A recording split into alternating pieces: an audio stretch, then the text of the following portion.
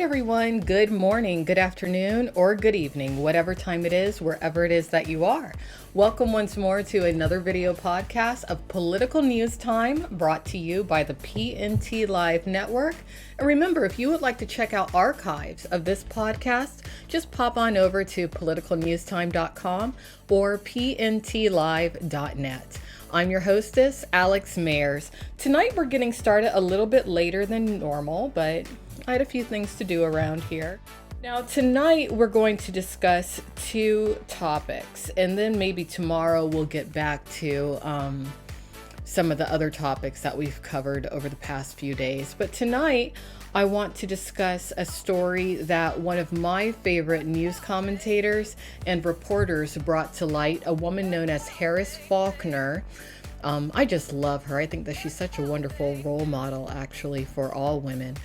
But she brought to light a very interesting story, which I did retweet over on my Twitter at Alex Mayers Live, in regards to the quality of recruits into the police force potentially going down due to the Black Lives Matter political movement. And I see how it's happening because, look, initially when Black Lives Matter came out, when the political movement was first gaining ground, I supported it because I was like, yes, finally, something for me, something that addresses the racism and the injustices that I face as a Black woman in America. But guess what? Black Lives Matter is no longer about Black women, not at all.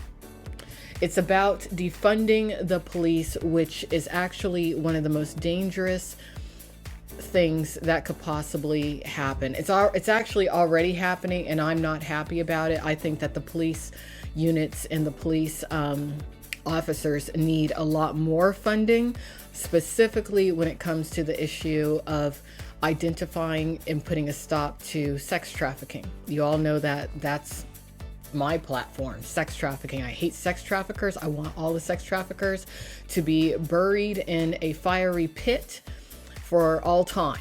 That's how I feel about it. But I feel that the defund the police efforts in part are being driven by the organized crime groups that want to further sex trafficking, human trafficking, and quite a few other bad agendas that are linked to criminal activity, of course. So anyway, Harris Faulkner conducted a very brief panel. Again, you can find this over on my Twitter account. The two panelists and Harris were discussing how Black Lives Matter, just all the terror that's manifested from it, all the violence that's manifested from it, has pushed a lot of people that are currently law enforcement officers to retire early. Good people who have been good law enforcement officers are retiring early, especially in the state of New York. And a lot of people who normally would go into the profession of being a police officer are thinking, no, maybe not. Maybe I need to try something else because of all the violence that's stemming from the Black Lives Matter movement. So, if you look at my various internet properties and websites I've founded, such as Political News Time, Porn News Today, you will see on the headers that it is prominently displayed that those websites and myself do not support BLM, Black Lives Matter.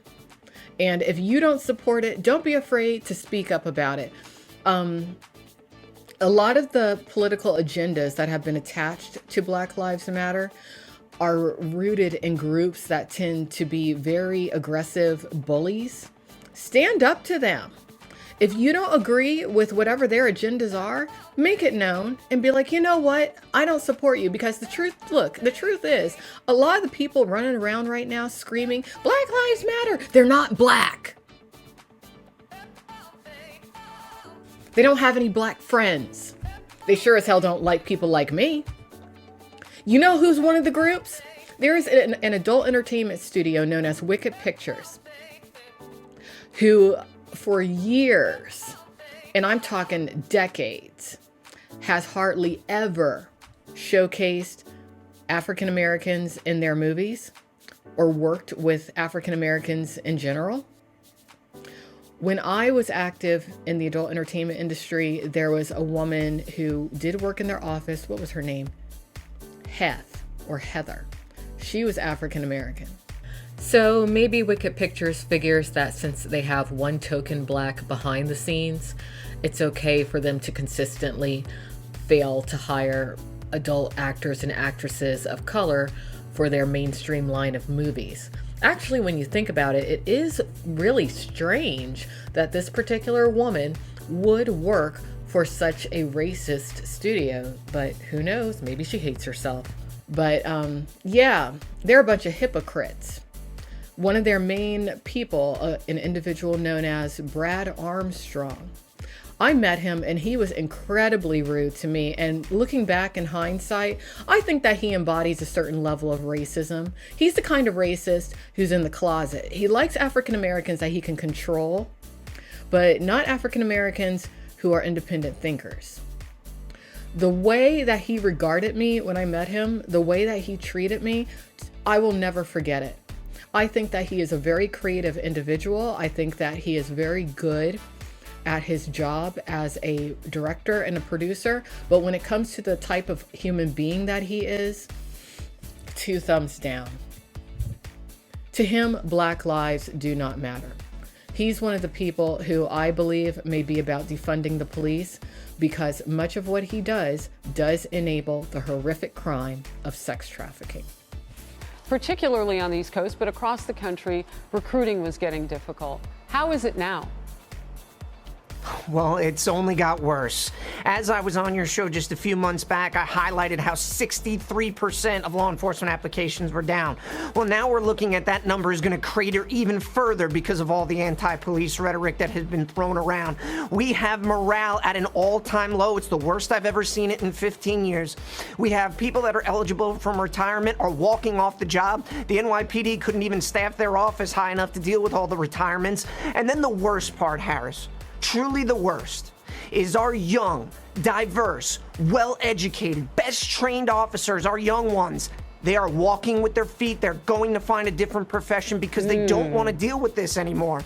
They are leaving. And then the elite, the people that we truly want to take this job, the ones that we are begging to take this job, they are not going to want to become a police officer. And what's that going to leave? That's going to leave the bottom of the barrel, which is only going to exacerbate the problem. And I just don't understand where we've gotten to a place in our country where why can't we support all the hardworking men and women of law enforcement who go out there, they do the job every single day with honor, and they protect their communities, but we still hold the ones that do a bad job accountable? Those things aren't mutually exclusive. Well, look, Joe, that's been part of the issue, right? That's been the challenge. You know who those people are, and yet some of them sit there for years. Derek Chauvin, who held his knee on George Floyd's neck for nearly 9 minutes, had a track record. He was still there. So I hear all of that, and I want to get a different side of the story, too, from you, Giano. Yeah. Black on black crime, which is really the spike that we've seen. And so if things change tomorrow, if we were to get it all right and we were somehow miraculously going to satiate everybody who's got an idea in the streets, we still have to deal with that issue. And I don't see BLM, the movement or the organization, out there saying enough is enough among the people of color. If you're a young person, especially if you are a young person of color, though I do feel that all of us are human beings and we all do need to utilize the label of just being human far more. Please, young people, do that. But if you're a young person, especially a young person of color, don't shy away from being a police officer. Fun fact about me, when I was younger, I almost became a police officer. But yeah, everyone follow Harris Faulkner. Look, if I had an older sister, I would want it to be her. She's so wonderful. She is just wonderful. I really hope that she does get to be a moderator for these upcoming presidential debates and whatnot, because she would do such a good job. She's so consistent. I just love her.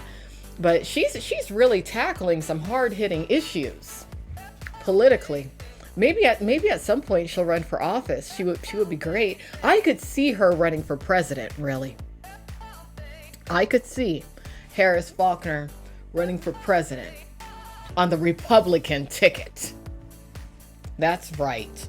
So that's enough politics for this evening. We're not going to discuss any more politics tonight.